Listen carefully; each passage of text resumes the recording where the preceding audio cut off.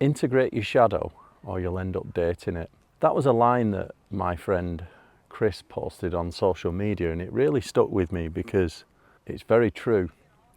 And I'd also go as far as to say that we all do that already. And if you think about what your shadow is, it's the parts of you that you're hiding, that you're afraid of. You know, you could say the missing parts of you.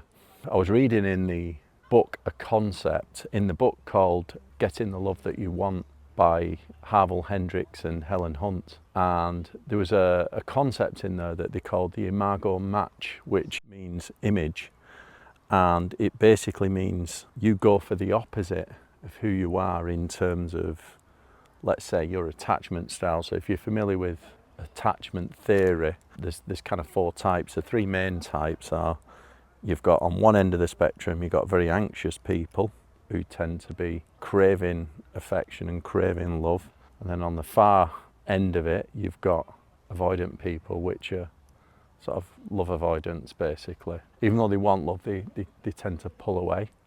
And then in the middle, you've got this kind of, it's called secure, it's kind of what everyone wants to be, golden standard, if you like, where you're very balanced.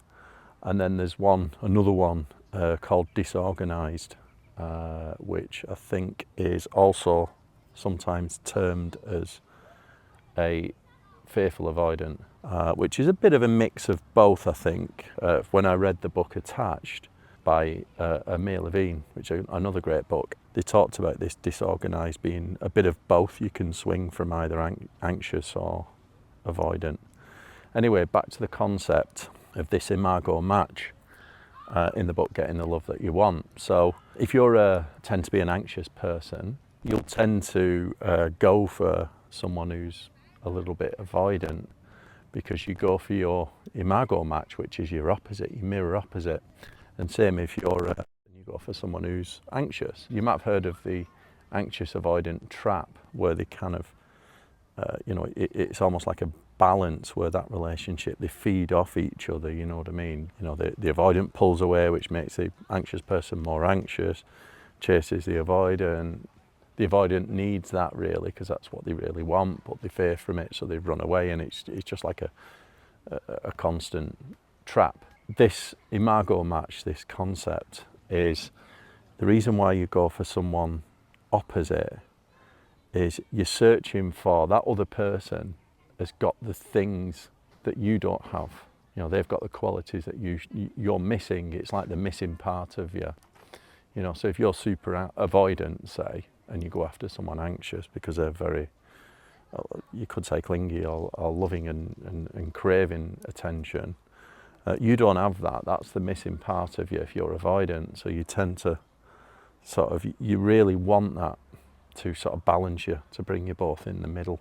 And the Imago Match is, it's a good concept. So in the book Getting the Love That You Want, they talk about you've almost got to force yourself in the opposite direction to heal yourself. You're supposed to try and heal each other. So if you are these two opposites, you're supposed to try and heal each other. You know, in a lot of dating circles, you know, there's all this talk of sort of resolving your own issues and healing yourself, which is true. You know, make yourself secure first before you enter a relationship. But that's also unrealistic, because in the book Getting the Love That You Want, with this Imago Match, the concept there is you actually use that opposite person to help you become more secure. And the way that you do it is you practice behaving using some of the traits that the other person has got. You know, so if you're anxious, you practice not being so needy, not being so clingy, pulling away a little bit when needed, or giving space, you know. Whereas if you're avoidant, you practice being more loving. You know, it's hard for an avoidant. I think it's harder for an avoidant because, you know, they absolutely hate this stuff, you know. And the idea that the avoidant will be, you know, almost like repulses them, that they've got to be more loving, and, you know, because they can't do it, basically, even though they want it. So yeah, that's why I think that that line, integrate your shadow or you'll end up dating it, is very true. And when I said at the start of the video, when I mentioned that we already do that, we do. And that's because even if you think you've resolved everything, you think you're secure, no one is ever bang on in the middle, bang on secure.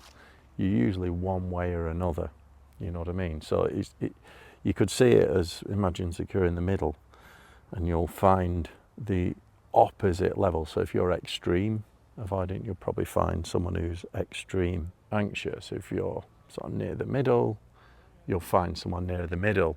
With the Imago Match and the Imago therapy, the idea is that you gradually bring yourself closer to that kind of middle space, that secure space. So I've got the book, Getting the Love That You Want. And if I just turn to the start, page 8, there's a paragraph here that says, when we fall in love, this unconscious, trapped in the eternal now and having only a dim awareness of the outside world, is trying to recreate the environment of childhood.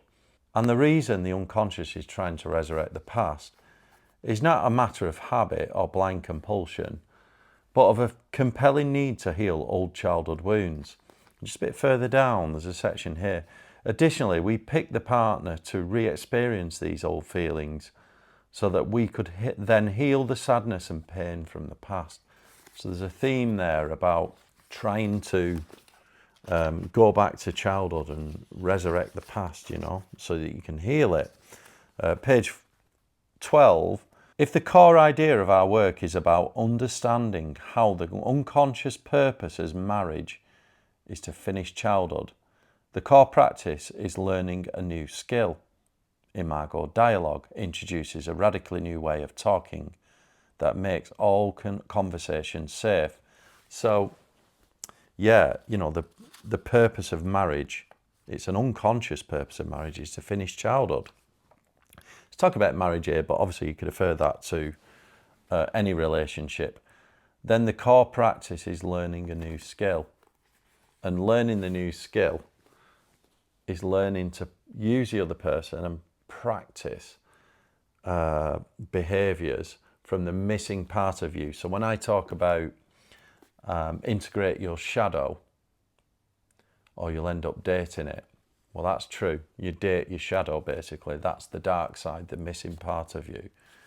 And in this book, you know, the Imago therapy talks about practicing behaviours from the missing part of you, the behaviours that your partner has. So if you're very anxious and you end up dating someone that's very avoidant, your job is to stop being less anxious, right? And you've got to almost like behave a little bit more like them, not as extreme as them, but you know, that's the idea. So you may have to, you know, get extreme at times to overcompensate, so you get nearer the middle. And the same with an avoidant partner should practice being more loving, even though it absolutely repulses them to do so. And I just want to finalise this with my own thoughts on this, my own theory. I would say that the best relationship would be both partners, let's just talk about a normal heterosexual relationship here, both partners should be near as secure as they can, but I always think the man should be slightly more avoidant and the woman should be slightly more anxious, or the woman slightly anxious side of secure, the man should be slightly avoidant side of secure, because that slight avoidance, it's kind of a male characteristic, and the woman being slightly anxious is a feminine characteristic. And I think that's the natural polarity. You don't want to be crazy, well, you know, poles apart, because that's when you get in the anxious avoidant trap in that relationship. It can get unhealthy. But if you're, you know, both quite near, you're both within that secure range, I always think that it's better for the woman to be the one that's slightly more anxious than the man. So yeah, be realistic, you know, no one's bang on secure, right? And let me know what you think in the comments, you know, where you think you are, whether you've moved, because I think I've done that over my life. I've moved from, you know, either side of secure. Just remember, integrate your shadow or you'll end up dating it. You already are, actually, and you always will, right? Don't forget to like the video, subscribe. See you all next time.